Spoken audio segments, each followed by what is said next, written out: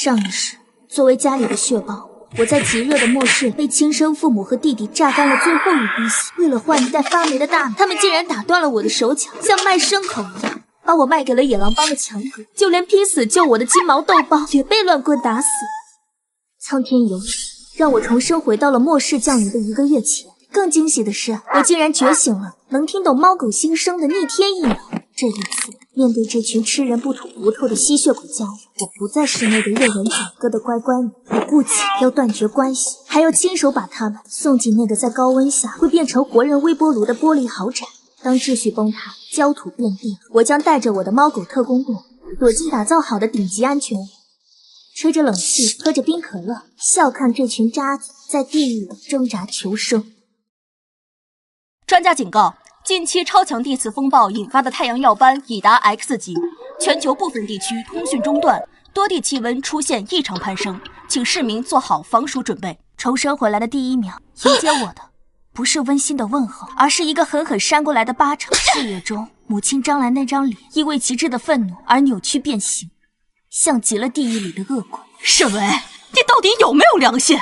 你弟弟马上就要结婚了，女方那边非要这套婚房，你作为姐姐，把你在市中心那套小公寓卖了，给小杰凑个首付，怎么了？空调的凉风吹在皮肤上，让我起了一层鸡皮疙瘩。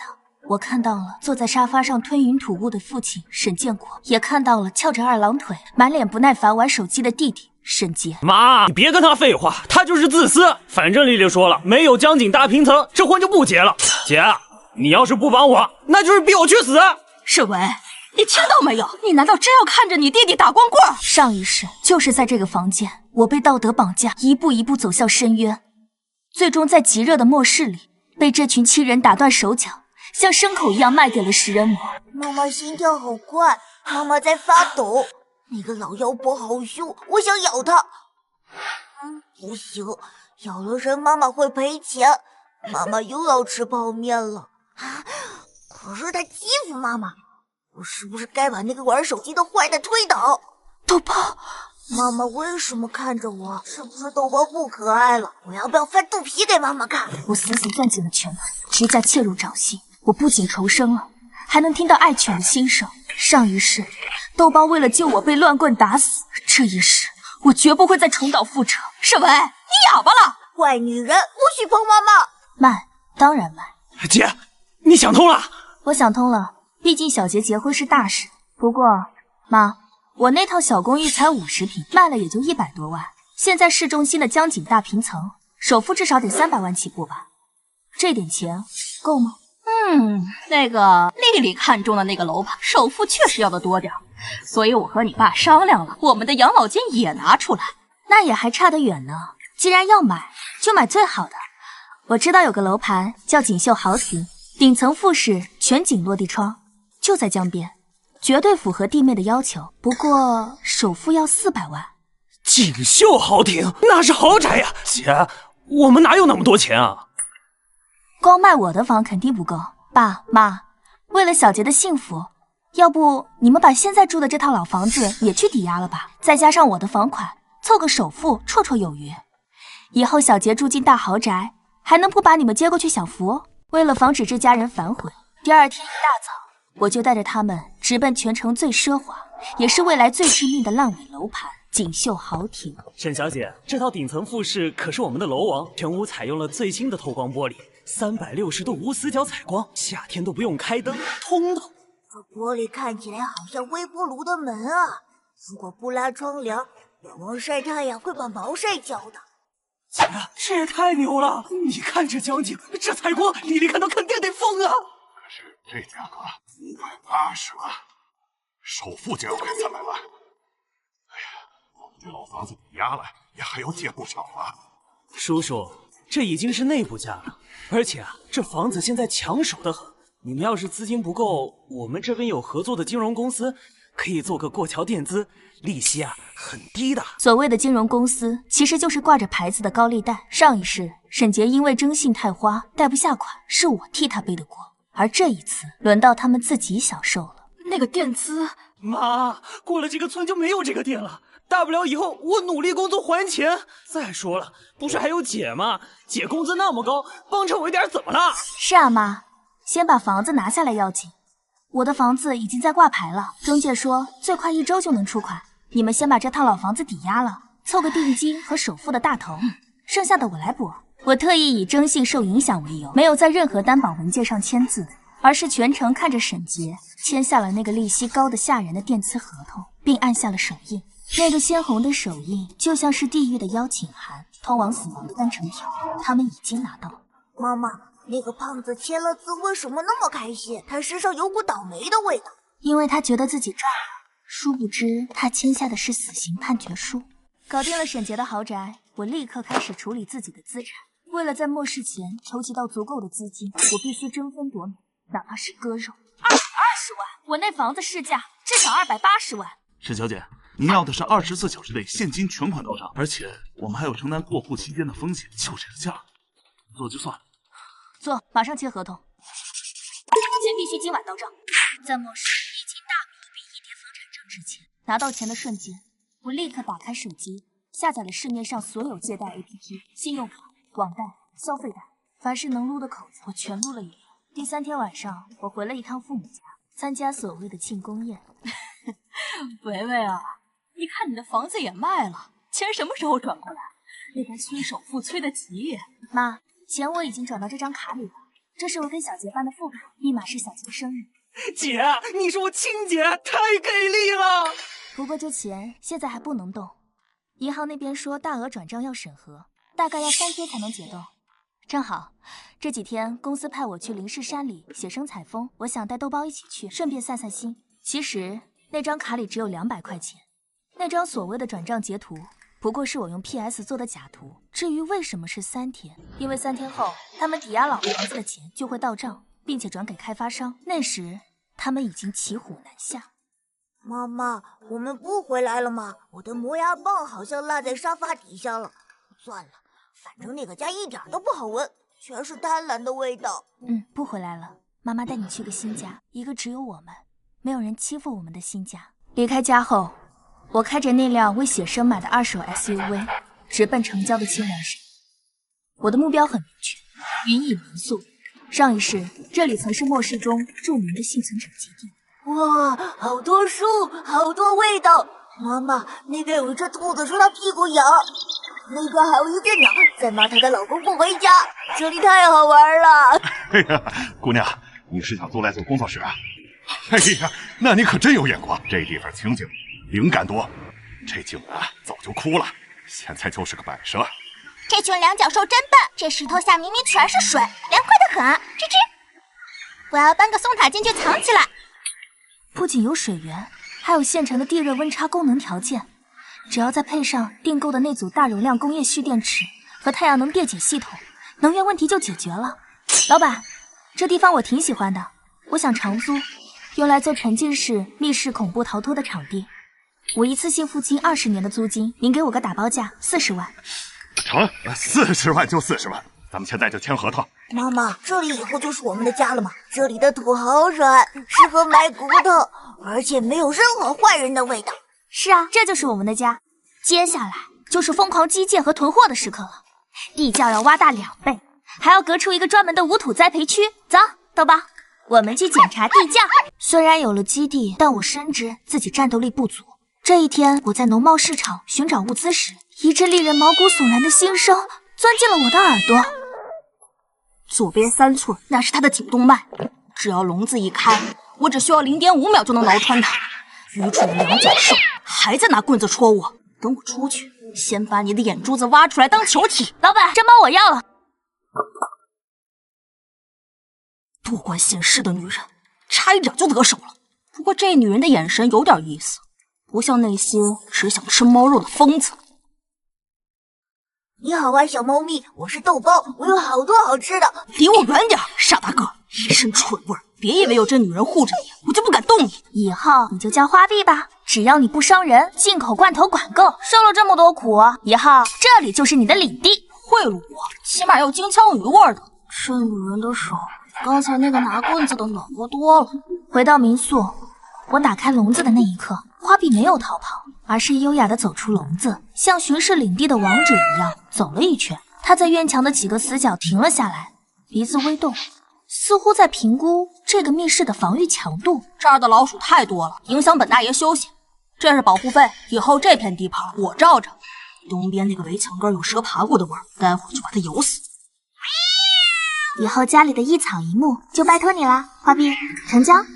有了一文一武两只神兽，我开始心无旁骛地进行基地改造。我雇人清理了水井，把防空洞地窖改成了生活区，并安装了厚重的防盗门。老板，你这密室搞得挺逼真啊，看着就瘆人，连窗户都封死了。恐怖密室嘛，要的就是这种压抑感，不见天日才吓人。改造期间，花臂成了最严格的监工。他似乎很满意这个新家，每天都在巡视领地，并通过新生向我汇报防御漏洞。东墙那边的铁丝网有个洞，连傻狗都能钻进来，赶紧补上。后山来了只黄鼠狼，想偷你的鸡，已经被我解决了。在花臂的指导下，基地的防御可以说是滴水不漏。妈妈，这个泥巴浴好舒服，我要变身成石头狗了。智障，不想承认认识这个。看着一猫一狗在院子里追逐打闹，我在这压抑的倒计时中，久违地感到了一丝烟火气。基地硬件搞定，接下来就是填充物资。我以搞冰雕展的名义，低价订购了10吨工业冰块，存入地窖。而在囤积肉类时，我的兽语技能再次立了大功。哎呀，主人愁死人了！那仓库里还有5吨上好的牛腩，就因为包装袋印错了日期，超市不收，再放进去就要赔死了。明明肉是新鲜的，昨天晚上他还给我煮了一块，香得很。妈妈，那个两脚兽大叔虽然长得凶，但他现在好伤心，心跳很快，像是在求救。那个黑大个没撒谎，那车里全是大肉肉的味道，没有坏肉的臭味儿。师傅，听说你手头有一批尾货要处理，价格合适的话，我全收了。你怎么知道？我是开宠物食品厂的，鼻子灵。最终，我以3折的白菜价拿下了这批物资。除了物资，我还买了2把高磅数复合弩。这段时间，我每天都会在院子里练习射击。起初，花臂对此嗤之以鼻。偏了，又偏了，这箭法连我都射不中。两脚兽，你的呼吸乱了，看准那阵风，顺着风尾放箭。妈妈不疼，豆包给你吹吹。咱们不练了，豆包可以保护你，豆包会咬坏蛋的屁股。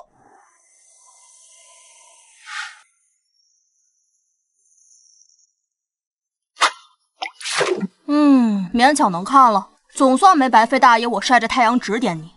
倒计时只剩最后1天，我给民宿大门上了3道锁，用原木顶死。傍晚，我做了一顿最后的晚餐。然而，山里的气氛开始变得不对劲。气压太低了，那些蠢鸟都飞走了，连蚂蚁都在搬家。空气里有一股烧焦的味道。妈妈，我害怕，我想躲到洞洞里去。下来吧，我们要进屋了。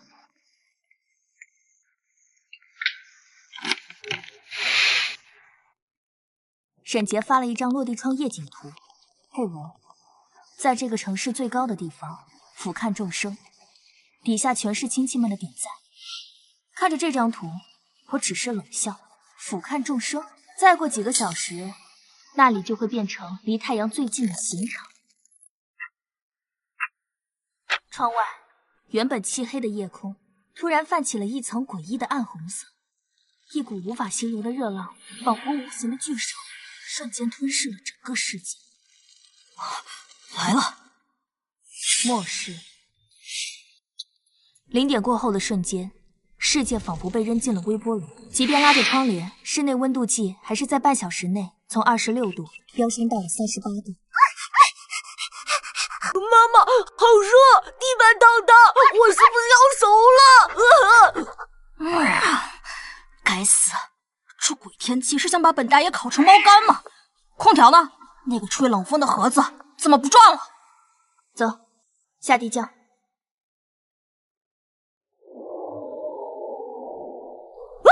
哇，好凉快！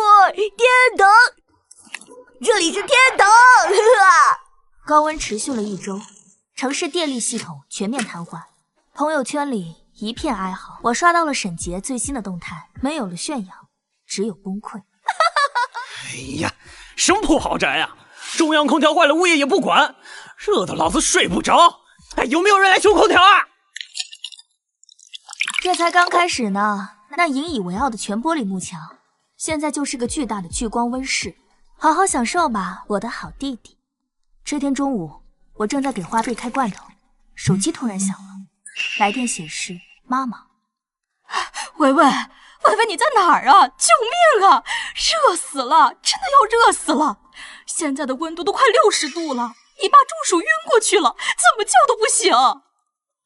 60度，那岂不是能做慢煮猫饭了？妈，我现在在山里写生呢，信号特别差，而且这边路都封了，出不去啊。那你转钱，快点，我们去住酒店。转不了啊，妈，网都没有，而且我听说酒店都被抢空了。你们还是在家里待着安全。哦，对了，记得多喝热水，防中暑。唉，以后我们都不用听那些噪音了。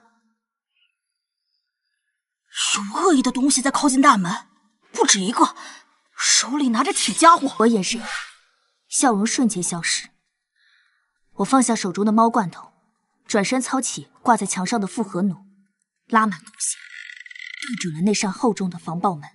看来真正的考验才刚刚开始。电话挂断半小时后，几个村民来到沁鸾山大门外。妈的，这大门封得跟铁桶一样，连个缝都没有。那娘们肯定躲在里边吹空调喝凉水呢。老二，给我砸！只要砸开这扇门，里边的水和吃的都是咱们的。妈妈，外面那几个人好重，那是贪婪和恶意的味道，就像前世那些卖掉妈妈的人一样重。他们想闯进我们的家，抢走妈妈给灯笼存的古董。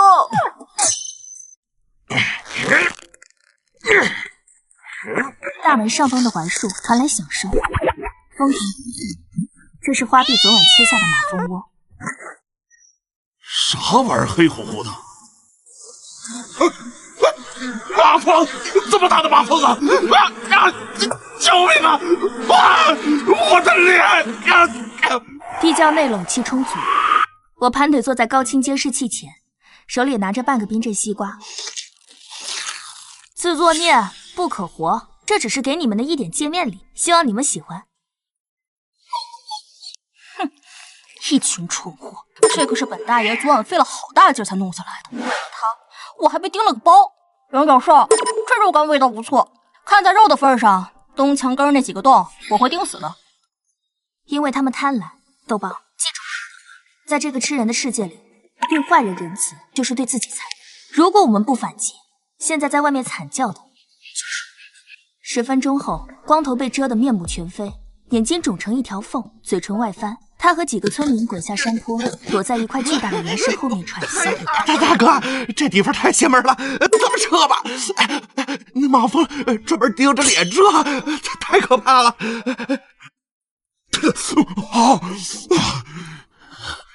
扯个屁！你没看见吗？那上面树多绿啊，还有那么大的马蜂窝，这说明什么？说明上面肯定有水源，不然这些东西早旱死了。只要拿下那里，咱们就能活命。哎呦，那咋办啊？那马蜂太厉害了，咱们靠近不了啊！哼，怕什么？畜生毕竟是畜生，怕火是天性。等晚上，咱们带上汽油和火把，我就不信一把火烧不进那个乌龟壳。到时候那娘们是死是活我不管，但那些物资和水必须是我们的。夜幕降临，地表的余热依然让空气燥热。正在沙发上打盹的花臂突然惊醒，耳朵动了2下。那群臭烘烘的老鼠又来了，这次他们身上带着一股刺鼻的味道，手里还拿着火。梁教授，别睡了，他们在东南角那个铁丝网附近扎堆，正准备点火烧你的窝。想玩火？既然你们不想体面的离开，那我就帮你们体面。给你们加点料，希望能让你们冷静冷静。光头带着10几个村民摸到民宿围墙外，他们手里提着白色塑料桶，里面装着刺鼻的劣质汽油。大哥，这娘们好像睡死了，里面一点动静都没有。这回咱们肯定能成。动作快点，别磨蹭，点开了就往里泼油，点着了火，咱们就冲进去。我在铁丝网上通了高压电，虽然电压调低了不致死，但足以让人瞬间丧失行动能力。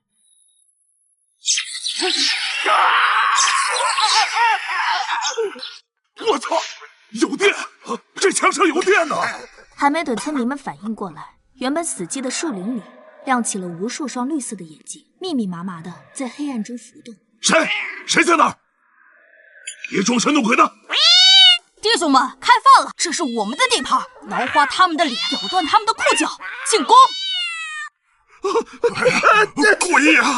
这山上有鬼！猫妖，是猫妖！救命！我的眼睛！什么东西咬我的腿啊！我穿着黑色的战术背心，站在2楼的露台上，手里端着复合弩，夜视一下的红点锁定了试图逃跑的光头的大脑。我的腿！惨叫声在山谷激荡，剩下的村民吓得丢下同伴，四散奔逃。警告！警告！本区域已被划定为严重传染病隔离区，已发现多例出血热病例，区封锁，擅入者死。传染病！快带我走！我不想死在这里！看着暴徒消失在夜色中，我并没有放松。我知道，血腥味会引来更凶猛的野兽。切，一群弱鸡，连我一根毛都没碰到。不过那个光头身上的味道很恶心，那是亡命徒的味道，他肯定还会再来找麻烦的。我知道，下次来的恐怕就不是这些拿锄头的乌合之众。我看着窗外漆黑的夜空，面无表情。不管是谁，只要敢踏进我的领地，现场只留一个。极热第15天，锦绣豪庭全玻璃幕墙的设计，让室内温度逼近60度，停水停电多日，豪宅里弥漫着恶臭。水，有水了！我找到水了！小杰，给妈喝一口。妈快不行了，嗓子冒烟了！滚开！这是我的，我想活，你都一把年纪了，喝了也是浪费。我的头！一瓶水不够解渴，沈家父子盯上了小区中庭满是死鱼烂虾的景观池。滚！这水是我们这栋楼的，谁敢靠近，打死谁！凭什么？我也是业主，我也交了物业费的，这水有我的一份。物业费？你脑子烧坏了吧？现在拳头才是硬道理，打死这群抢水的！我让你抢！沈杰鼻青脸肿地逃回家，绝境之中，他想到了那个被他抛弃的姐姐，也就是我。姐，我错了，你救救爸妈，妈头破了，快死了。你以前不是说最疼我吗？你肯定有办法的，对不对？你在哪里？我去找你。我有车，我马上就去。想找我？行啊，我在地狱。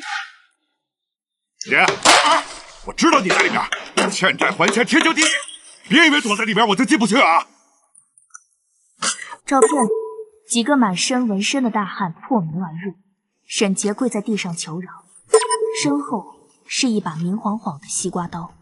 随着尸体腐烂和卫生条件恶化，城市成了虫子的乐园。这种恐怖蔓延到我身上。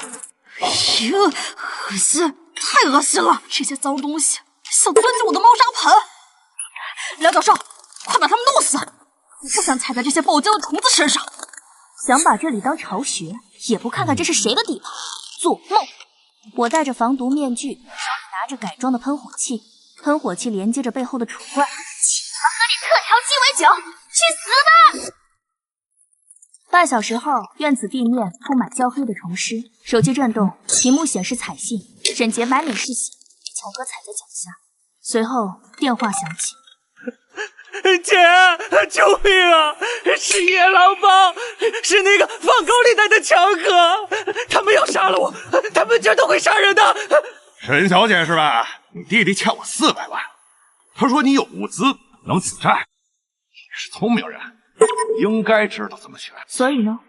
我们正在去你那儿的路上，识相的把物资准备好，把门打开，不然我就把你弟弟切碎了喂狗，顺便也送你下去陪他。你知道我在哪儿？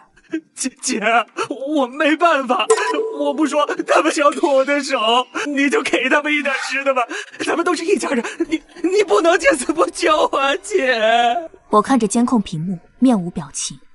上一世强哥杀害了我。好啊，既然来了，就别走。欢迎光临我的猎场。通往青鸾山的路变成了死路，我放出了无人机，全程监视着这群不速之客。那是被饥饿逼疯的变异野狗群，他们皮包骨头，双眼血红，闻到了车里食物的味道。中间那车挤着狼狈不堪的沈家三口。救命啊！小姐救我！这狗咬我！别咬我！别咬我！猴子，小姐，快拉住你爸！快啊！面对父亲的求救，沈杰眼中闪过的不是担忧，而是狠厉。对他来说，被咬住的父亲只是个会引来更多野狼的累赘。别连累我！沈建国的惨叫声很快被咀嚼声和野狗的哀嚎声淹没。他至死都不敢相信，自己宠溺了一辈子的儿子会亲手把他送进狗嘴。不怪我，是他自己掉下去的，不怪我，我想活。地窖内，我看着这一幕，并没有流泪，甚至没有一丝愤怒，我只是感到一股彻骨的寒意。那个胖子好坏，他的爸爸喂给狗狗吃了，这种肉狗狗吃了会拉肚子的，那是坏心眼的肉。放心，他很快也会付出代价的。这种人，老天不收，我收。我的好弟弟为了自己活命，亲爹都能杀。屏幕上剩下的2辆车丢下沈建国的残骸，冒着黑烟冲出包围圈。强哥，欢迎来到地狱，希望你们喜欢我准备的这份大礼。日头毒辣，地面烫得冒烟，空气扭曲。强哥没废话，厚底军靴踩在少杰烂腿上，脚尖转圈发力。救命啊！这不亏我了吗？姐！来，数3声，不开门，先剁这肥猪1只手，下酒。爹，求你们别打了！维维，死丫头，你开门啊！你要害死全家吗？哭嚎没用，只换来山顶大喇叭里滋啦一声电流爆音。强哥，手别抖，听听这好弟弟一路怎么骂你们的，这里专门给你留的。扩音器声音在山壁上撞来撞去，全是火，放的正是沈杰在车里踹亲爹下车时的录音。是他自己掉下去的。山上只有我姐和死老太婆，还有条狗。杀上去物资全是咱们的，到时候把那帮放高利贷的傻逼毒死，东西我们平分。不哥，没，那是合成的，贱人害我的。放高利贷的傻逼，毒死我们，独吞。沈杰，你行。强哥，冤枉，真没说。兄弟们，听见没？这猪把咱们当猴耍，冲上去拿下山头，只有胡剐了他！暴徒冲进缺口，脚下全是人。3、2、1，走好！望着血肉炸开，化肥加气。腿，我的腿啊！烟尘里全是惨叫，强哥捂着腿，满手血，死盯着角落里的沈杰。强哥疼得脸皮抽搐，不攻山了就想杀人。那个骗他进雷区的沈杰，正好就在手边。妈的，扫把星！我废了你！你别杀我，强哥，我错了，我错了，妈，救我！别动我儿子！血喷出来，溅沈杰一脸。张兰替沈杰挡刀，刀嵌进脖子。妈，你别杀我！晦气，找死！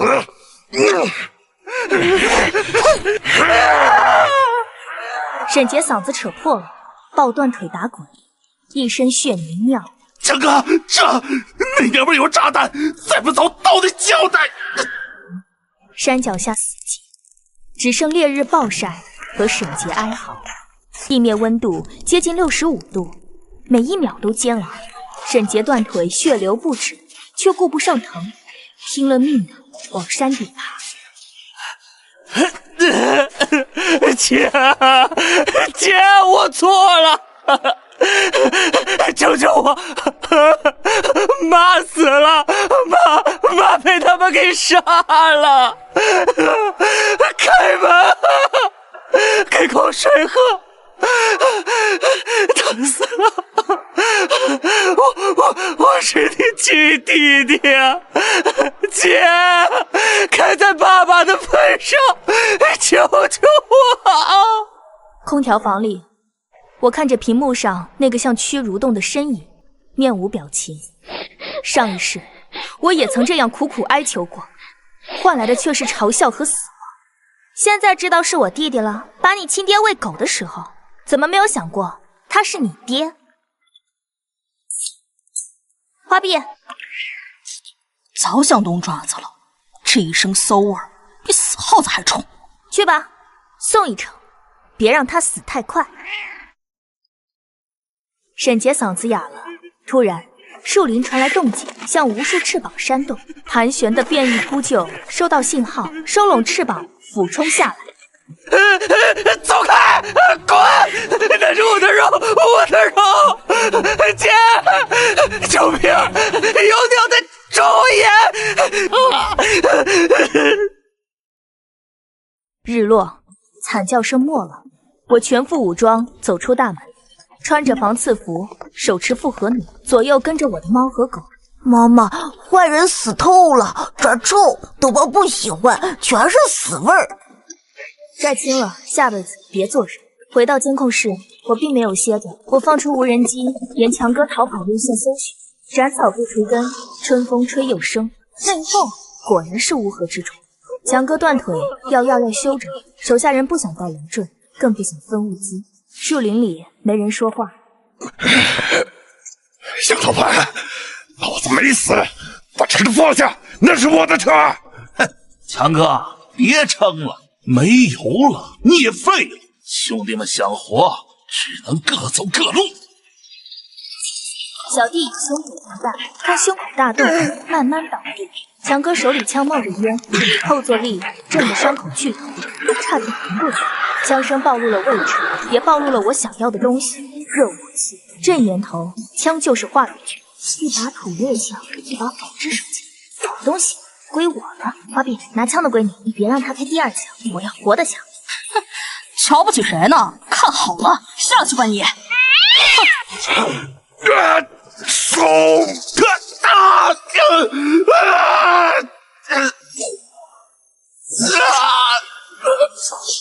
打劫，手举起来！强哥彻底没戏了，横行半生，栽在个小姑娘手里。还有多少人？大本营在哪？重武器有什么？实话实说，给你个痛快。没了，都在这儿。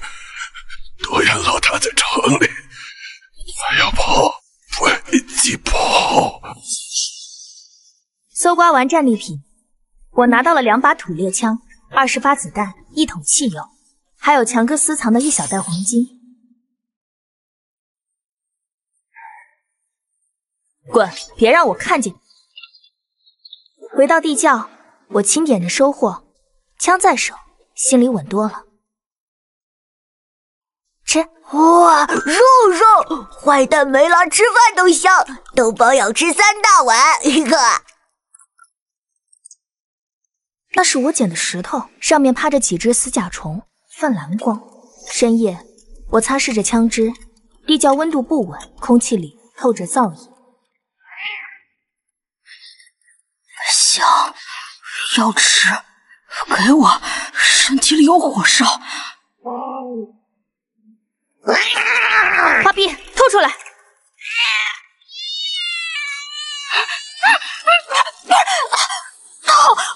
烫，肚子要着火了！救命！梁教授，花臂！我把花臂扔进冰水里，水接触他身体的瞬间便沸腾了。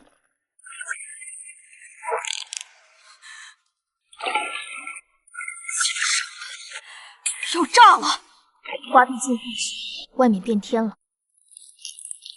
最后一天，气温飙到72度，2小时跌70度。先是黑雨加冰雹，接着是大雪。极寒来了，快！风头风口，开壁炉！雪太大，埋得太快，排气不堵死。走，口子堵了。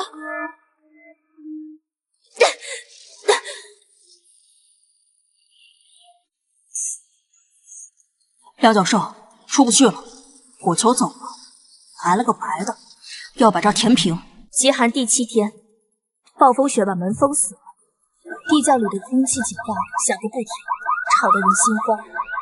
红灯一闪一闪，照的墙壁像涂了血，氧气浓度不到15%。这地方现在就是个密封罐。梁教授，睁眼！这都不行了，你凉了，我找谁开罐头去？起来！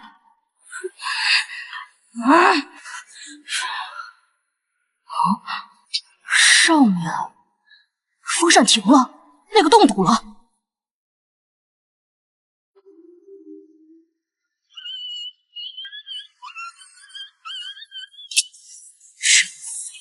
还得看我。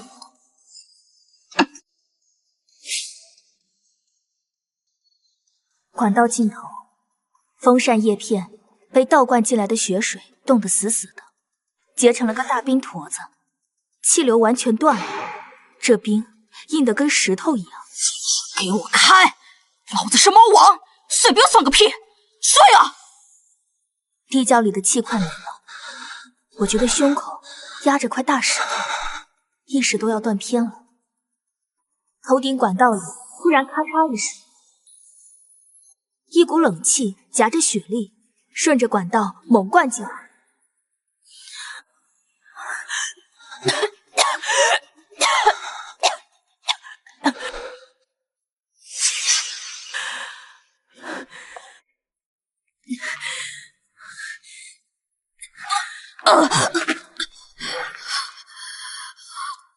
通了，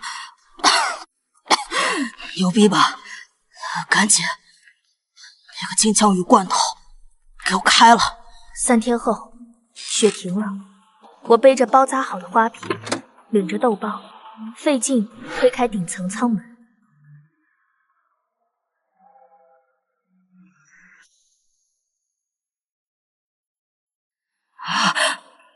不对，是风里有血味儿，很臭，往这边来了。极寒不光冷，变异生物恶。花臂进化后，饭量大得惊人，那点冻干根本不够塞牙缝的。饿死猫了！我要肉，带血的肉乎肉。再不给肉，我就把傻狗给炖了。别吃我，我馋，全是骨头！妈妈救命！别嚎了，确实该补补了。不想饿死，就跟我出去弄点吃的。林子里静得瘆人，我带着一猫一狗，踏着膝盖深的雪，摸到了那只变异驯鹿的地盘。豆包，骚扰，花臂，找机会。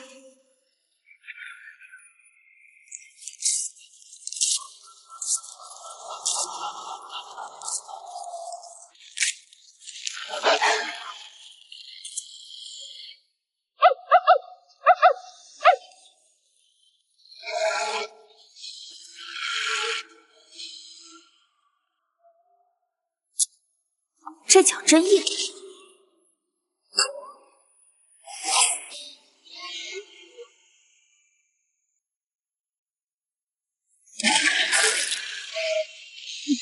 死吧，大肉块！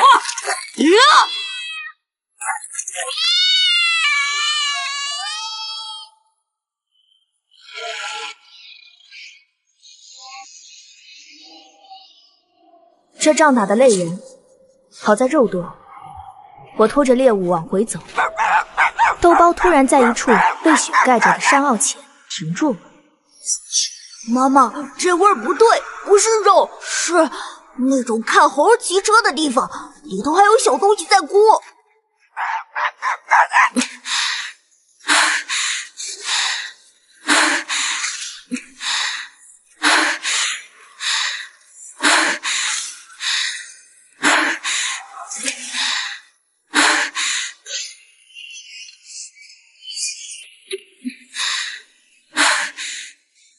手电光打进去，车里全是冻僵的猛兽尸体，狮子、黑熊都残缺不全，互相吃过。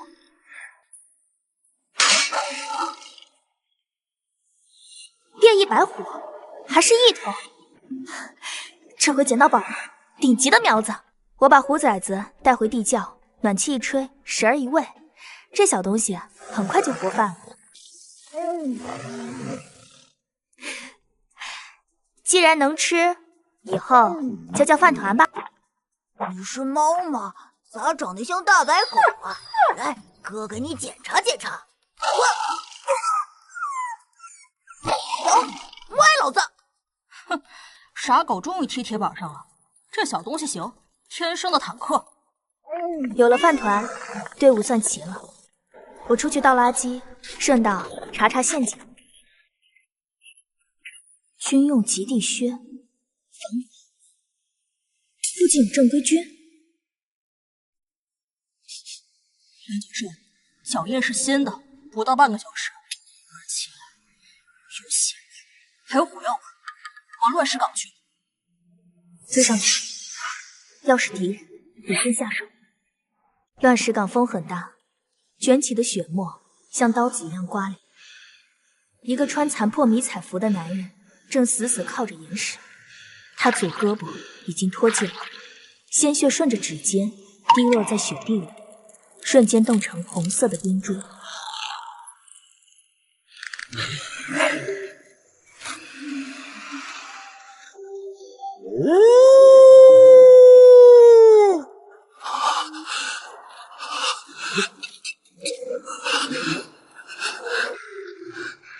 来呀，畜生！只要吸压了一口气，你们就别想过去。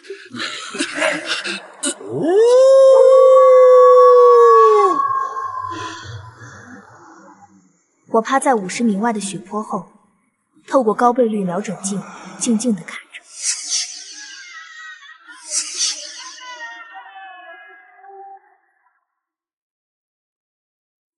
妈妈，那个梁教授的灵魂好重好重，他好累，但他心里的火还没灭。他是个好人，豆包想帮他吹吹伤口。梁教授，离他远点！这家伙身上全是冷铁和硝烟的味道，是职业杀手的气味。这种人就算断了手，也是个致命的麻烦。花臂，去侧翼。豆包，留在这里接应。狼王跳起来，直奔谢岩烟里。谢岩躲不开，只能举胳膊硬挡。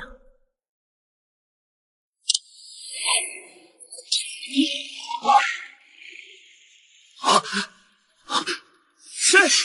狼群还没有反应过来，被我从岩石上跳下，花臂爪子一挥，离得最近的那只喉咙就被撕开。我滑下雪坡，捕猎枪指着剩下的狼。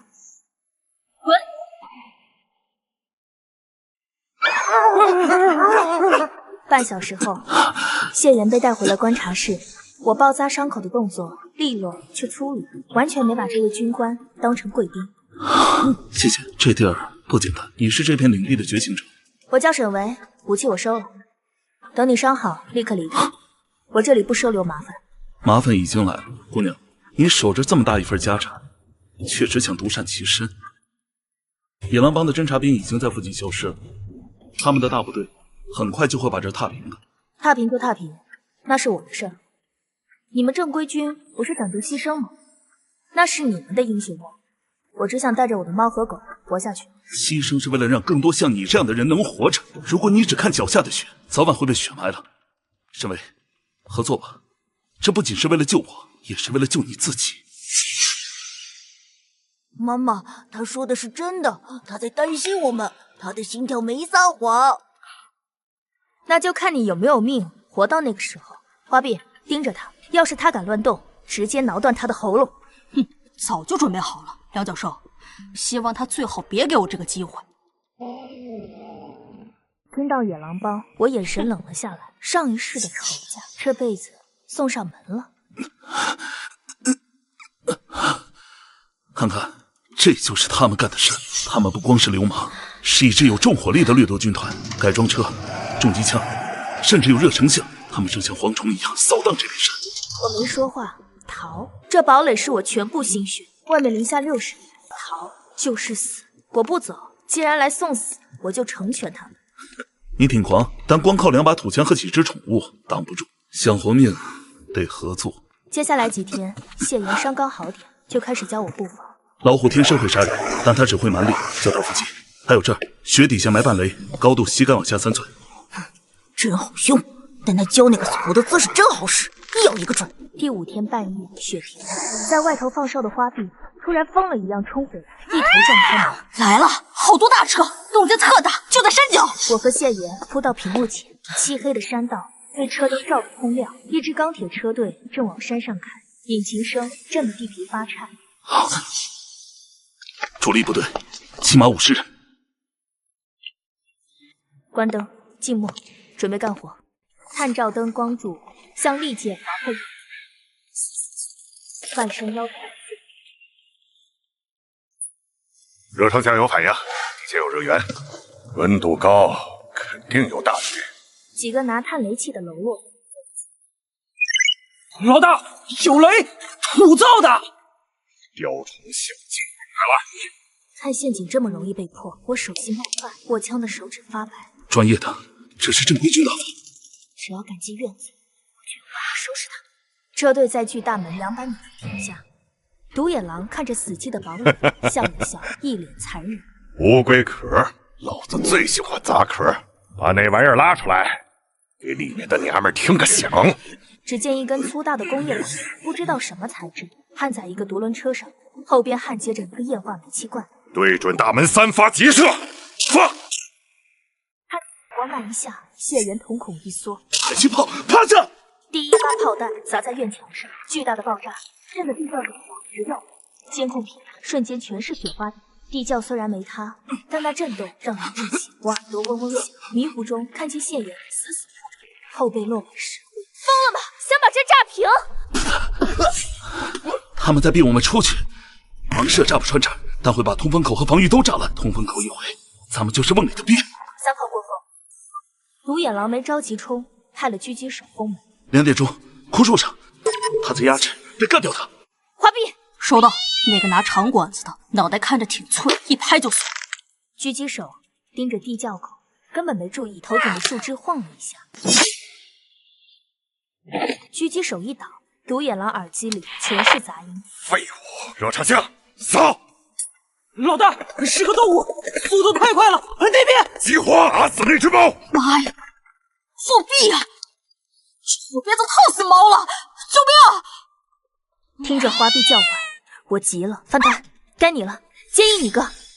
饭团，记住教你的，走 S 线，别硬扛。敢欺负我大哥，咬死你们！虎啸声震山，野狼帮的人就看见一道白光冲进阵地。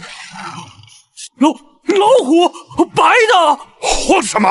畜生而已，放毒气！强攻不下，独眼狼用了阴招，几个手下扛着冒黄烟的罐子冲向通风口，空气报警器又响。我和谢岩迅速戴上防毒面具。乖，别站，想熏死我们，那就让他们见识见识真正的鼠患。我掏出一个红色遥控器，谢队戴耳塞，开场了。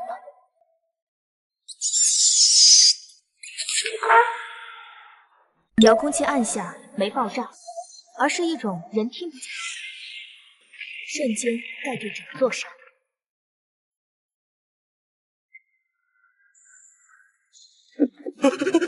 什么啊？老鼠！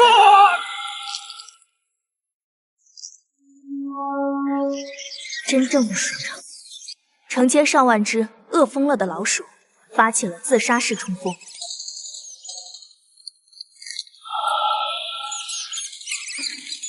滚！都滚开！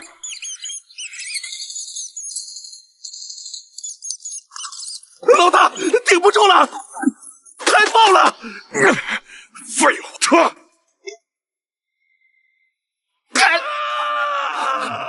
指挥车带着2辆警车冲出包围，上了盘山路。前方是一线天，两边峭壁，头顶积雪厚重。看着逃窜的车队，谢岩举枪降服，我却按住了枪管。别急，那是给他们留的肥。我手指悬在第2个按钮上，走好。次日清晨，暴风雨结束，昨夜那场腥风血雨将盘山公路变成了一片平地。野狼帮的钢铁车队如同玩具被彻底。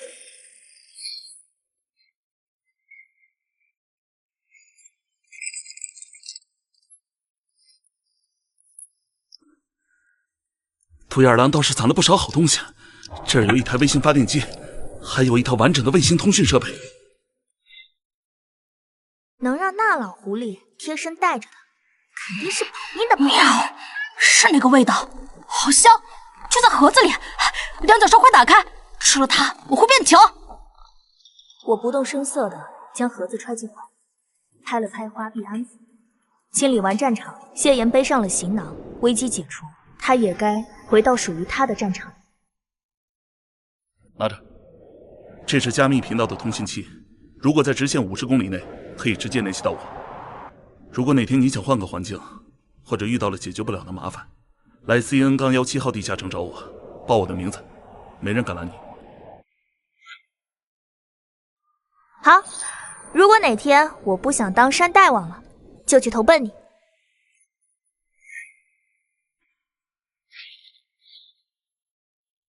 保重，谢队。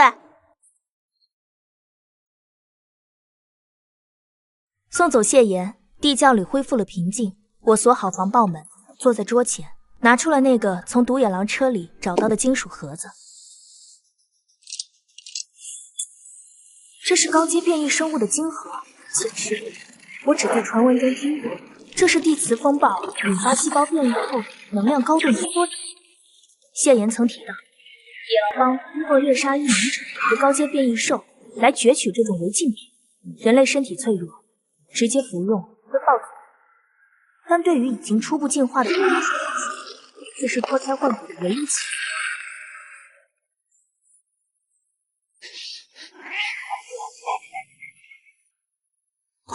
那是我的，吃了它我就能打10个大笨熊。妈妈，那个石头好香，但它跳得好快，像个活的小心脏。豆包有点怕，但只要妈妈给的，豆包就吃。喵，这能量比那个金枪鱼罐头还强！两脚兽，快给我！有了它，这片山头以后就真的归我罩着了。看着他们渴望却又痛苦忍耐的样子，我的手心沁出了冷汗。这不仅是进阶的钥匙，更是索命的毒药。如果失败，我将瞬间失去在这个末世唯一的家人。富贵险中求，谢岩说这东西风险极高，但我不能永远把你们护在温室里。如果扛过去，你们就是真正的神兽；如果不，我也绝不独活。我将3枚金核分发下去，1人1颗，谁也不许抢。吃吧。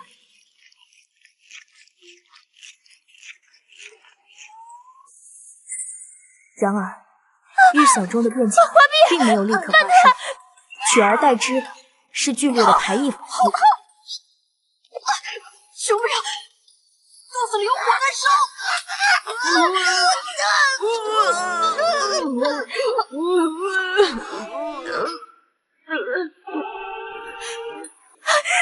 花臂，曼特，豆包，不要，停下来！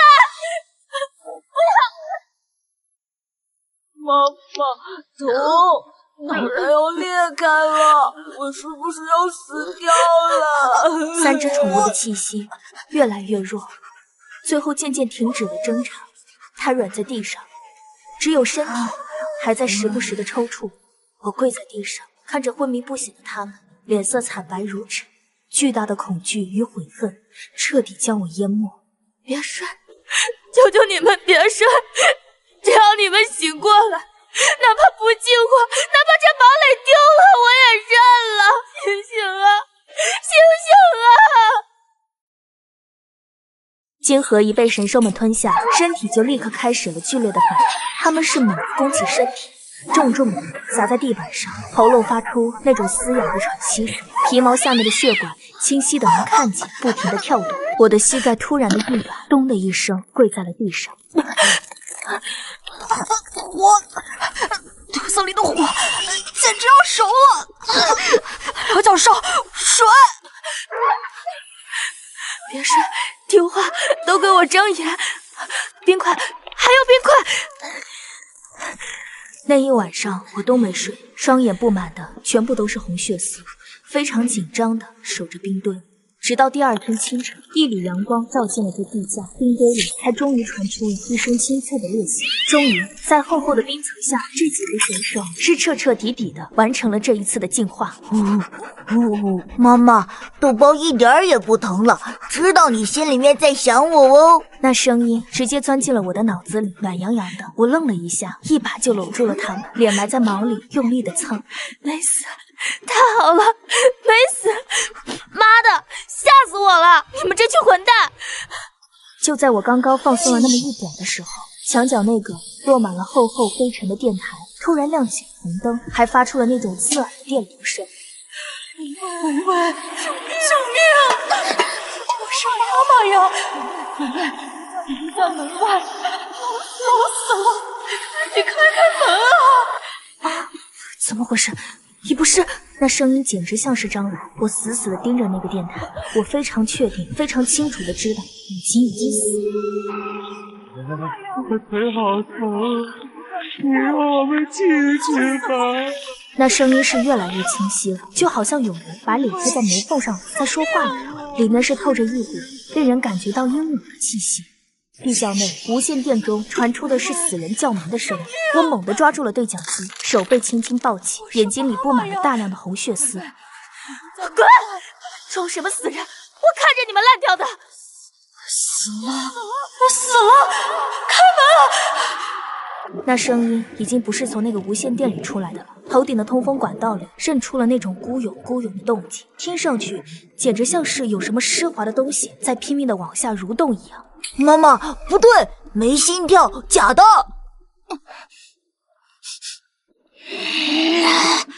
好香的味道，又是那种让人恶心的甜香味儿，肯定是有东西在管子里面的。我的眼神一沉，反手抄起喷火器，大拇指顶开了保险。你生藤蔓，那鬼植物在学蛇骗门！救命啊！去死吧！华碧，切了他！火焰就是拿他们没办法，只能是勉强的把他们逼退。我穿上防护服，带上了饭团和花碧，心里面非常清楚，这一次是真的得冲出地窖，把他们给彻彻底底的、完完全全的铲除了。主根在那儿，墙角那个脏东西，给爷烂在这里！藤蔓烧成了焦炭，我刚松一口气，一回头，四周漆黑的树林子里，成片的绿色的眼睛就亮了起来。还没完，这味太重了，把周围的恶狼都招来了。刚解决了女生藤蔓，几十只被那腥臭味勾引来的变异野狼狐狸又围了上来。我晃了晃喷火器，发现燃料已经空了。我扔掉了手里的喷火器，反手就拔出了腰间的猎刀。饭团，干活了！滚！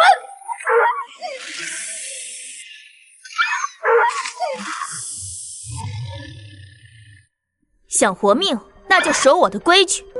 我没杀这群野兽，而是把它们收编做了护卫。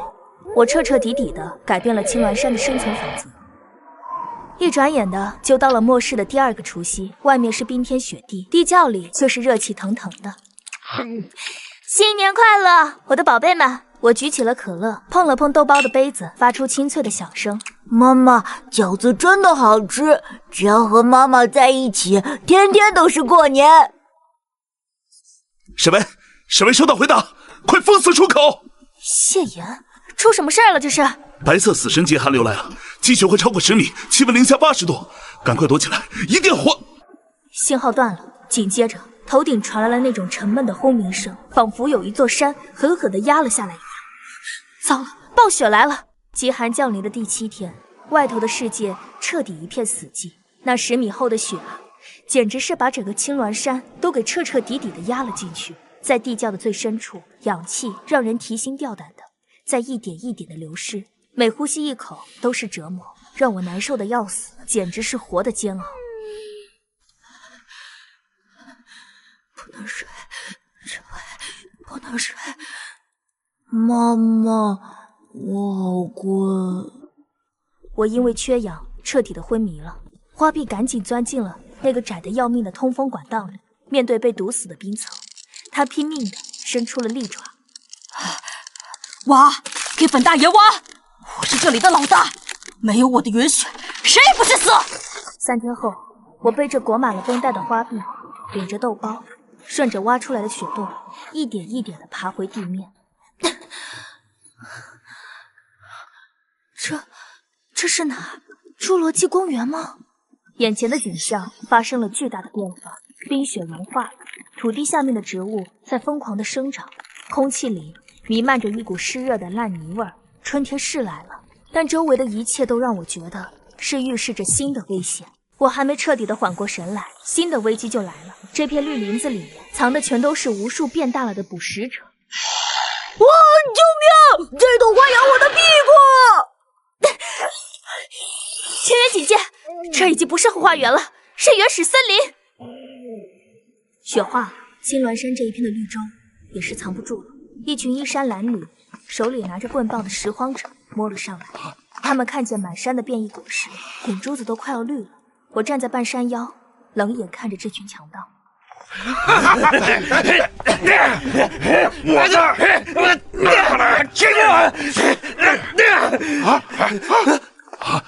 看那儿有个娘们儿，这山肯定是无主的，兄弟们冲上去，把吃的都抢了，那娘们儿也亏我们。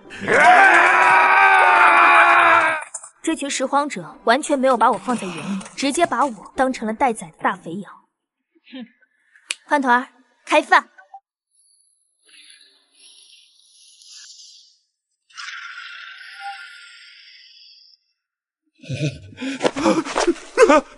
老虎，这么大呢？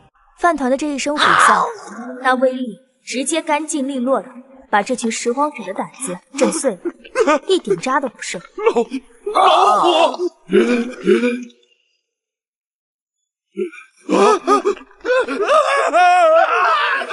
怪物！山上有怪物！跑啊！青鸾山20里内，我的地盘，越界者死！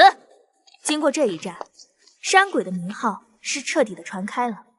方圆100里的人都知道，青鸾山上面有个狠人，养着一只巨大的变异兽。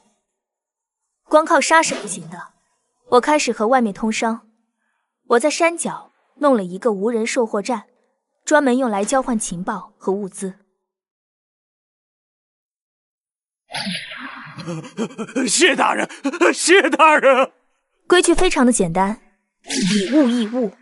这个地方就成了废土上一个非常可靠的交易点。金盒、黄金、情报源源不断的流向我的口袋。过了3个月，我已经建立了一个非常庞大的势力。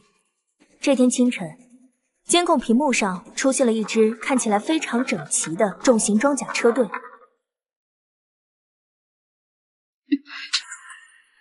梁教授，熟人来了，是那个瘸腿的家伙。这回他带了好多铁皮车。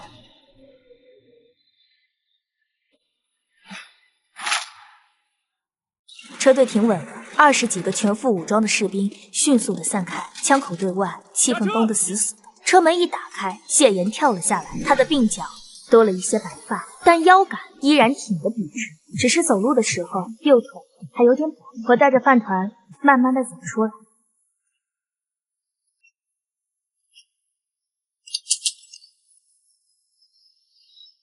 拿手棍子，想顶罪吗？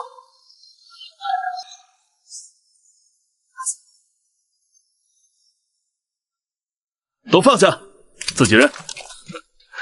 好久不见了，山鬼阁下，你这宠物是不是喂得太好了点？在地窖里面，我倒了一杯冰凉的薄荷茶给谢岩。谢岩接过来，一口服干，看出来他是真渴了。没多废话，他直接从怀里掏出了一份文件和一串沉甸甸的钥匙。我是无事不登三宝殿，地下城爆发的变异霉菌，死了1000多人。听说你这儿有变异红景天能治，我们需要大量的。要我有救命的东西不便宜。规矩我懂，这钥匙归你。后面那辆挂车上装的是最新型的军用重型静音柴油发电机组，外带整整1罐车的军用高标号柴油。这可是官方真的正式文件，上面清清楚楚的写着，承认青鸾山方圆20里就是你的私人领地，还授予你一个荣誉城主的称号。以后谁敢来动这里，就是真的跟地下城宣战了。连车带油都给我，这官方的羊毛薅得爽。成交，我那点太阳能板早就不够用了。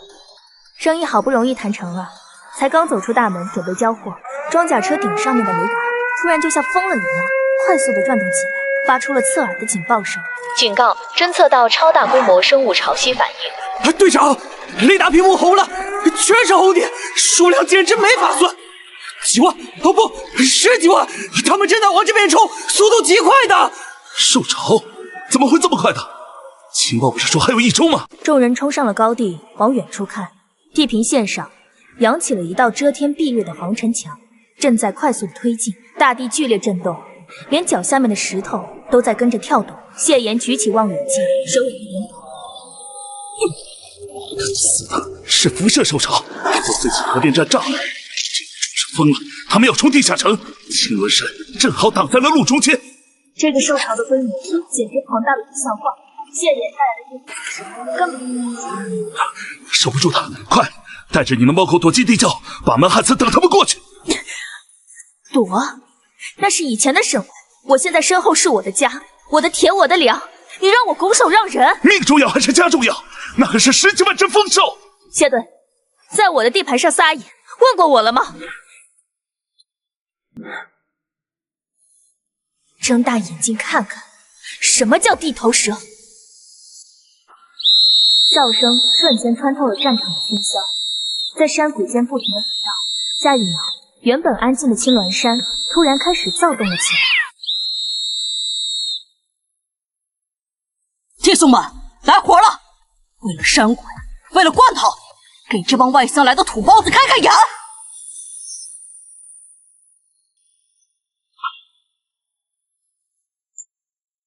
极寒爆发后的山脚，钢铁与血肉激烈碰撞，受潮前锋冲击装甲车反卸，机枪管打了通，在严寒中升起白烟。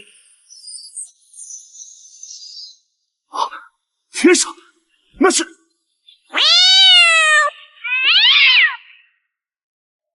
变异山猫群，专门攻打那些要害，又快又准，又凶得很。受潮冲锋的势头是硬生生的被这波空降给打断了。谢岩目瞪口呆，这哪里是猫，简直是特种刺杀部队。喂，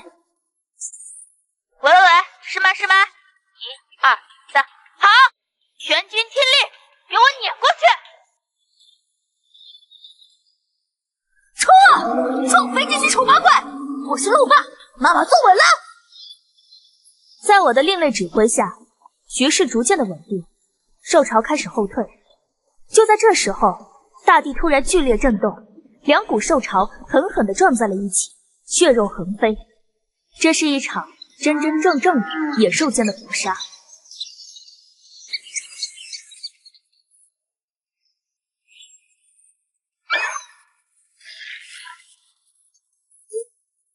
饭团，左高前，漂亮！花臂，先后排，掏那只野猪的缸。哎，这就对了吗？保持阵型，不要乱。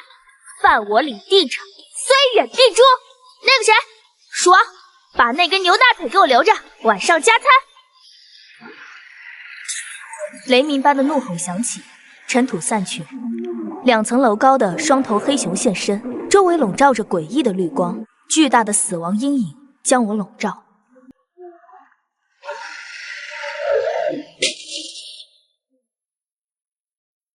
不许动我妈妈！大块头，我不怕你！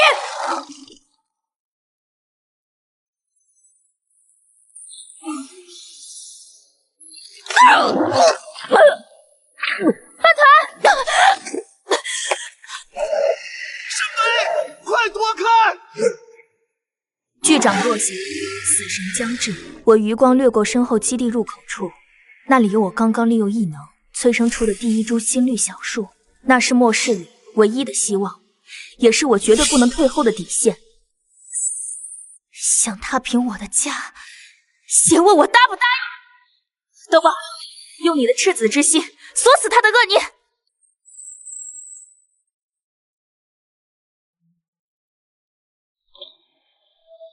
妈妈，我抓住他了，他的心里全是黑色的火。别怕，我会帮大家守住脑子里的光，不让这些脏东西钻进来。黑熊王发出一声凄厉的惨叫，他那双被邪恶充斥的利眼，在豆包的进化波动下，出现了一瞬的清明，动作随之将死。我感受到脑海中传来豆包温暖安慰，这让我在濒临失控的边缘找回了理智。我将所有的生命异能强行倒灌进受伤的饭团体内。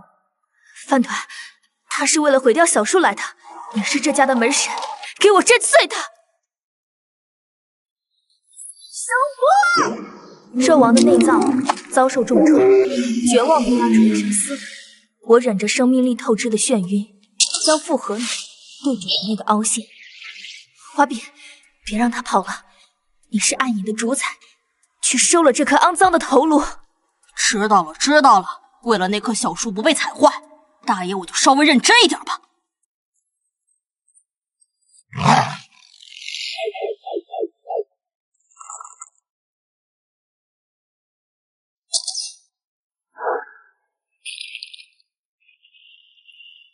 兽王轰然倒地，激起的血尘弥漫，四周的兽群在领主死后惊恐溃散。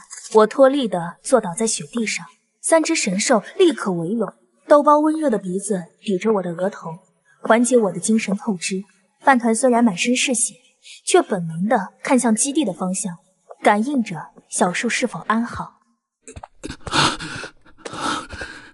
沈维，你知不知道刚才你差点自爆，为了这几个伙伴，值得吗？谢言，你的人以前也是为了保卫什么而牺牲的，在我眼里，他们不是工具，而是这山上唯一能让我睡安稳觉的亲人。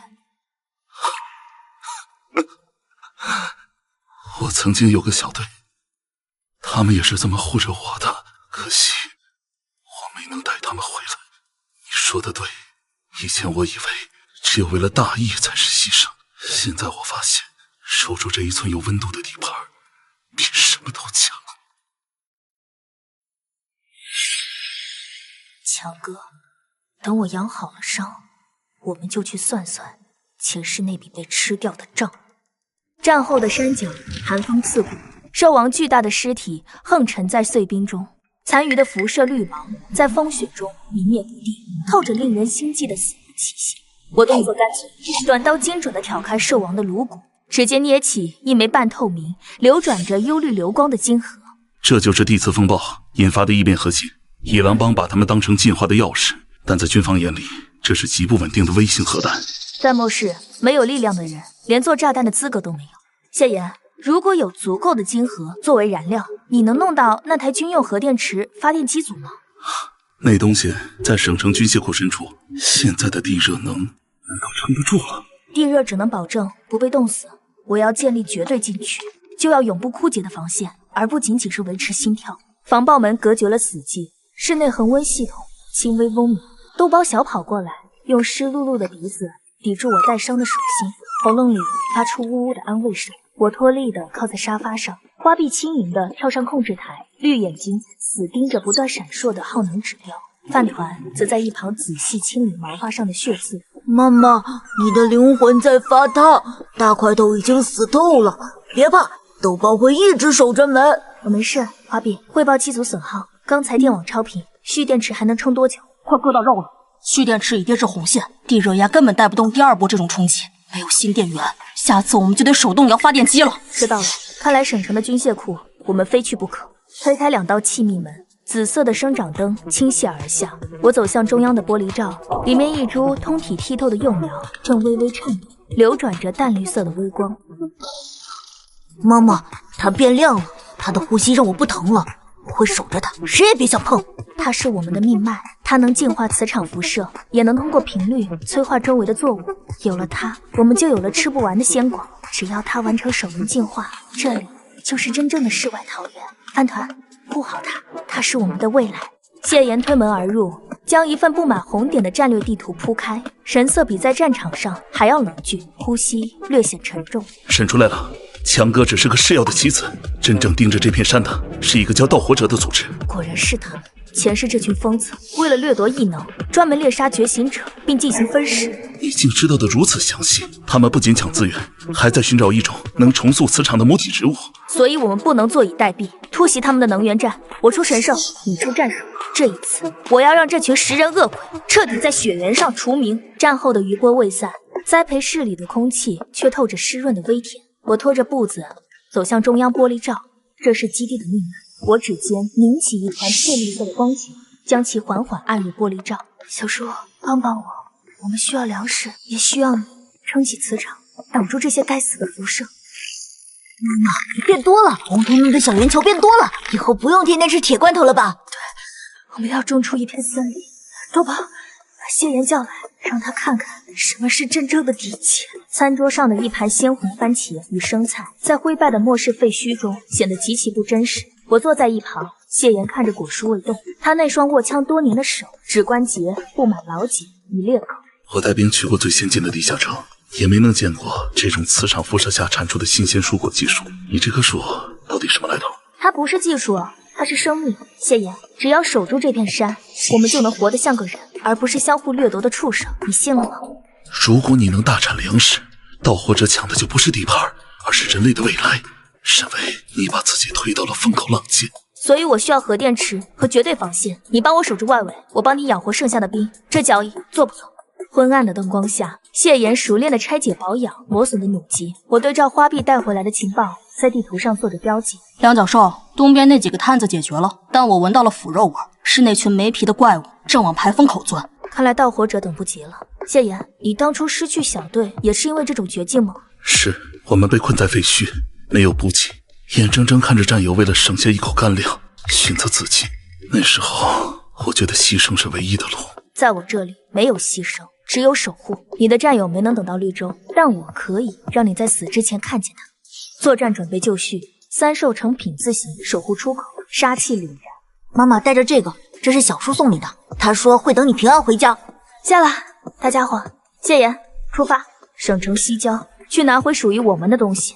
明白，沈巍，如果这次能带回核电池，我这条命以后就卖给你这个山主了。走，去把我们的东西一件不少的拿回来。整城的摩天大楼，如今只剩下冰冷的钢筋骨架。能源中转站矗立在废墟中央，防爆围墙上布满了暗红色的抓痕。我趴在半塌的立交桥下，通过望远镜锁定排风口。正门有火控残留，硬冲是死路，我们从侧面冷却管钻进去。花臂进去了。谢岩，空气里有一股浓烈的福尔马林和腐肉味。那不是腐肉，是没皮的人，盗火者用辐射晶核灌注出的死尸，只有杀戮本能。妈妈，好脏的味道，管子下面有东西，他们识海里全是饥饿感。管道内壁布满冰霜与绿色粘液，每走一步都伴随滑腻的摩擦声。我小心翼翼地避开那些不明粘液。梁教授，前面的闸门反锁了，里面有3个怪物正在分食，场面太恶心了。那是谢岩留守同僚的尸体，翻团，暴力拆除。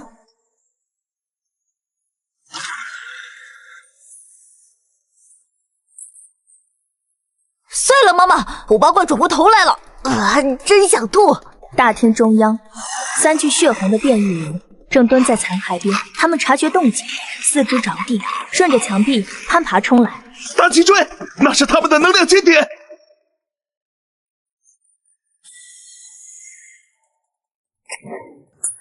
谢岩，退后，犯他压制，花臂收割。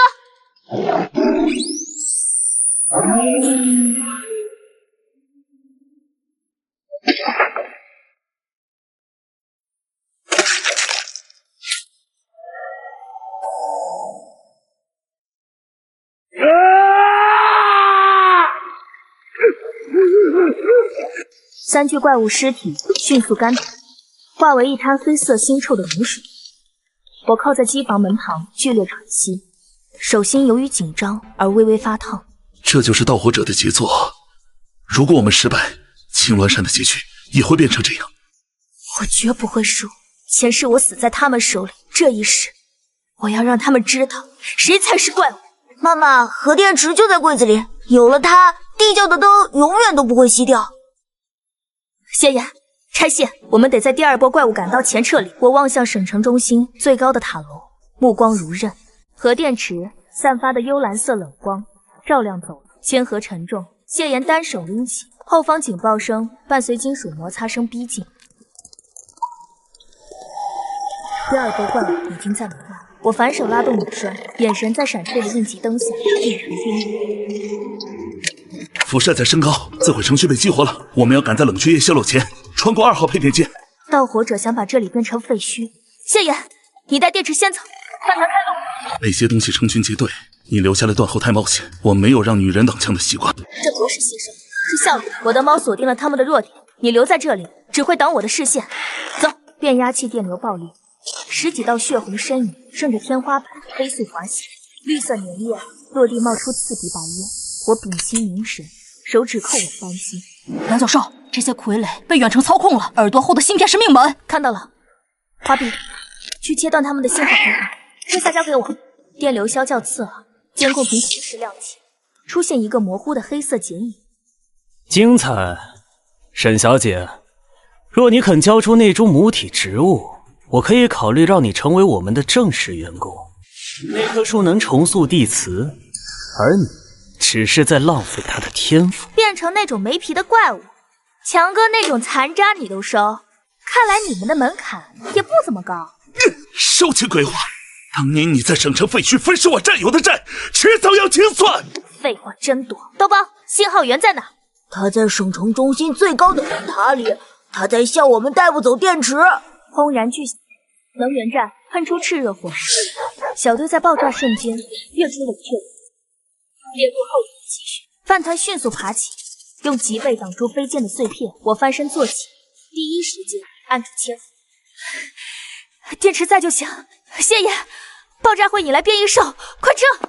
沈巍，他说那棵树能重塑地磁，到底什么意思？意味着那里是唯一的净土，也是这群疯子最想摧毁的地标。回山，有了这个电池，我要让青鸾山变成盗火者的禁区。省城的硝烟远去，青鸾山的轮廓在风雪中渐显。谢言手中的铅盒散发着幽蓝微光，这是我们拿命换回的生机。我冒雪前行，唇色由于寒冷而显得惨白。谢言紧随其后，稳托铅盒，警惕四周。沈巍，门就在前面，电池现在下降，必须立刻接近机组。豆包开门，花臂断后，盯紧后方。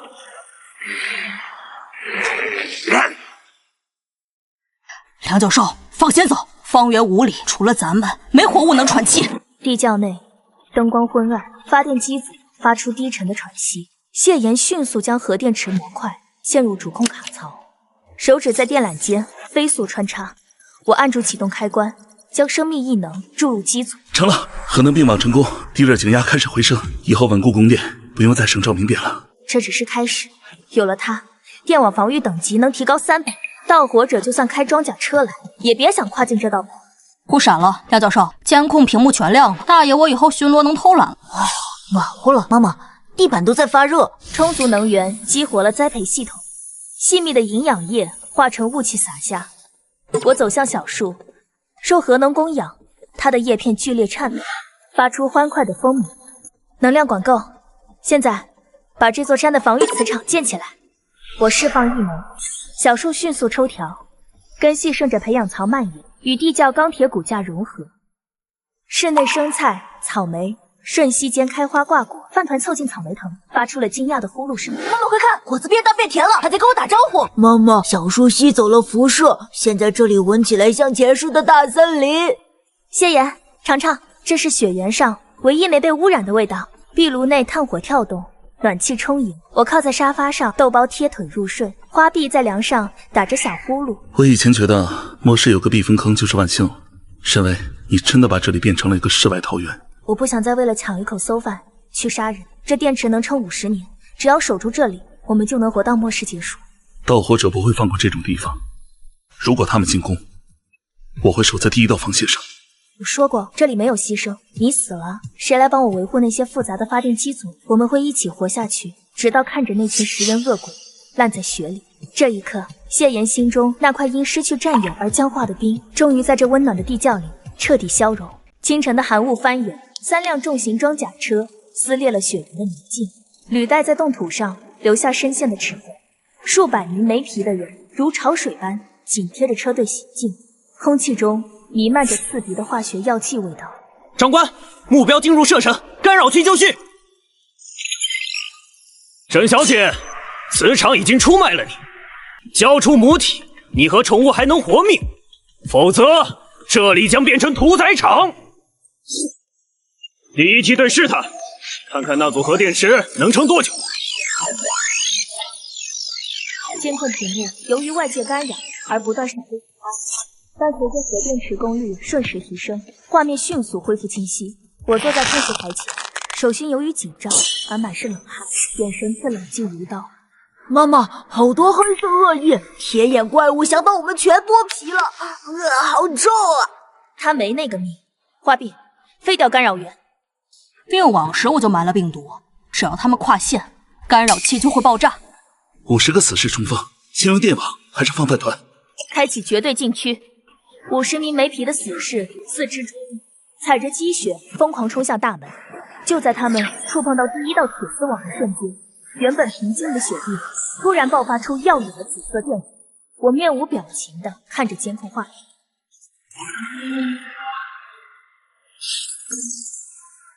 撤回来，开启全频段电磁屏蔽。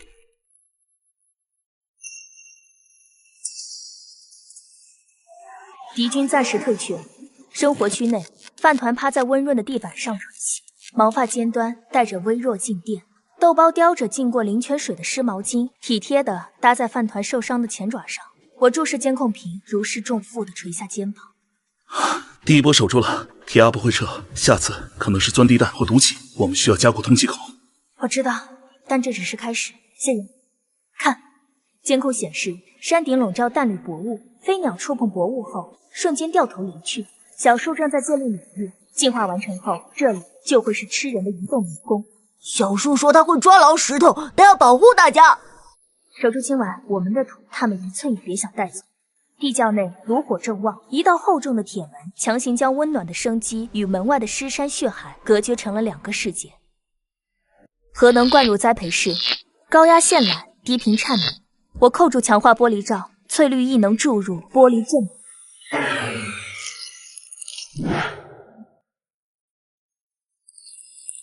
小树，顺着山的脊梁扎下去，把整座岩层变成感应器。地底有绿蛇在钻。妈妈，山变沉了，我在变强。它在跟基地共生。饭团，以后这里是绝对禁区。雪原营地，帐篷随风猎猎作响。铁鸭坐于车边，机械左眼闪烁红光。副官地上焦黑电路板，铁鸭夺过捏碎。长官，侦察班进入绿雾后，体征清零，没有战斗记录，未传出信号。他们连开火的机会都没有。监测显示，心脏瞬间被尖锐物贯穿。他把山变成了捕蝇草，申请枯萎剂和钻地弹。既然抓不到活的，就让他死在土里。壁炉火光摇曳，桌上草莓鲜红。谢岩放下满是油污的手册，他注视窗外绿雾，眉头紧锁。这味道像和平年代。沈巍，铁鸭的重武器到山脚了，我听到了履带声。他进不来，领域已成闭环，除非他挖空整座山。考虑过幸存者吗？如果这里是唯一生机，成千上万的人涌来，你会对同类开枪吗？这里是堡垒，不是难民营。谢岩，别拿大义绑架我，慈悲只给家人。别吵了，后山那几个钻地鼠已被勒断脖子，正往土里转。死士持动力钻头在岩壁掘进，火星四溅，层岩炸裂，苍青根须破土，缠绕死士腰部。我站在监控前，冷冷地看着这一幕。这就是我的领域，谁伸手，我就切了谁的爪子。雪原被火光洗成焦黑，4辆巨型抛射机推开积雪，斜指山顶。储压罐内翻涌着灰色药剂，铁鸭按动按键，抛射机后座数枚弹头划破绿雾，弹头在山腰爆裂，灰雾蔓延，与淡绿领域接触的瞬间冒出白烟，草木迅速变黑枯萎。领域在衰退，那是军用级的枯萎剂。长官，绿雾缺口已现，突击队准备降落。全员压上，不要活口，只要母体。地窖震动，灰尘扑落，监控屏上代表小树生命强度的绿条急速缩短。我扶住控制台，指关节由于发力而苍白，豆包蜷缩在侧壁，抓挠地面。妈妈，小树好疼，那些火焰在烧它的叶子，它抓不住石头了。谢言，启动所有机枪台，这里就是他们的公墓。过滤系统快到极限了，灰屋里有毒素，沈巍必须在基本阶段前解决掉那些炮车。我去，花臂前行，饭团强突，你守死这扇门。我骑在饭团背上，撞入毒雾，饭团周身暗金纹路亮起，形成透明能量膜。死士顺绳索从机舱跃下，花臂在乱石间闪现，爪尖划过，切断敌方呼吸罩。饭团张开巨口，次声波呈扇形横扫。滚开！别碰我妈妈！饭团冲下去，撞碎抛射机。铁鸭拔出震动长刀，踏碎冰面。他死死锁定那道俯冲而来的暗金身影。我握紧弩机，心跳如鼓。哼，畜生！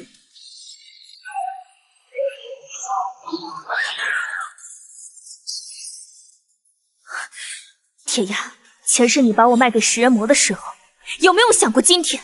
前世你神志不清了，交出母体，给你个痛快！我嘴角勾起残忍弧度，按下遥控器。这是埋在装甲车下方的超频陷阱，学员底部的电缆消叫，湛蓝电弧破土而出，瞬间覆盖方圆100米。下地狱，去问你的前世吧！核电弧撕裂洞口，湛蓝能量网将装甲车熔成废铁。铁鸭被气浪掀飞，机械半身迸射火线，黑烟弥漫。我走向铁鸭，饭团低吼，金毛炸开，喉咙回到次声波余震。核能超频，那整座山左右耳，疯子！地狱里有人告诉你答案，你想要的母体，送你一程。妈妈，小树动了，地底脉络已接通。山峰巨颤，淡绿色雾凝成通天翡翠光柱，根须如蛟龙破土，贯穿炮车，林木复活，枝条缠绕士兵，拖入绿域深处。我看着这一幕，知道一切终于要结束，领域开启，万物归位。这才是神迹。根须收拢，铁鸭没入泥土，化作肥料。我站在山巅，看着身后的万顷绿意与前方的皑皑白雪。在这个崩坏的世界里，我终于守住了我的家。领域屏障合拢，雪原死寂，唯有绿山屹立。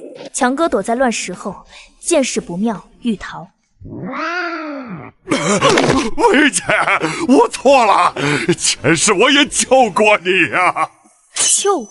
前世你把我卖给食人魔，分食我血肉时，可不是这么说的。我三箭齐发，断其筋。我冷冷地俯视着他，我不杀你，我会把你丢在领域外，你会在严寒里看着自己冻成冰块，像前世的豆包一样。地窖内暖如初春，核能稳定，果蔬在磁场下闪烁，壁炉火旺，映红了我的脸。我坐于沙发，享受着久违的安宁。领域扩张了10公里，沈巍守住了。不是活下来了，谢莹，这里不需要英雄，只需要家人。明白，山主。妈妈，骨头好甜，我能听到妈妈的心跳了。本大爷要睡50年的安稳觉。吃果子，保护妈妈，永远在一起。青峦山在灰败的荒原中，如翡翠般生生不息。我深吸一口气，这是属于我的新世界。我是沈巍，这是我的堡垒，我的家人，我的新世界。